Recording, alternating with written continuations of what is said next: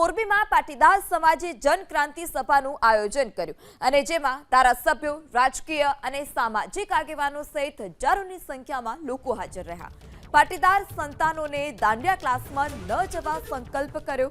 ગરબા ક્લાસમાં જતી દીકરીઓ સાથે કોઈ અઘટિત ઘટનાઓ ન બને તે માટે સાવચેતીના ભાગરૂપે આ નિર્ણય લેવામાં આવ્યો। મોરબીના સિરામિક ઉદ્યોગકારો, મોરબી પાટીદાર સમાજના આગેવાનો તેમજ પાટીદાર યુવા સેવા સંઘના આગેવાનોએ ગરબા ક્લાસીસ બંધ કરવા માટે સંચાલકોને વિનંતી કરી, પણ ગરબા ક્લાસીસના સંચાલકોએ ઉદ્યોગકારોને અસામાજિક તત્વો દર્શાવી કલેક્ટર અને એસપીને આવેદનપત્ર આપ્યું, જેથી પાટીદાર સમાજમાં રોષ ફાટી નીકળ્યો। તમામ આગેવાનોનું કહેવું છે કે ગરબા ક્લાસીસમાં ગમે તેવા ગીતો પર ડાન્સ કરાવવામાં આવે છે, ગમે તેવા સ્ટેપ કરાવાય છે, દીકરીઓને ફસાવીને બ્લેકમેલિંગ પણ કરવામાં આવે છે।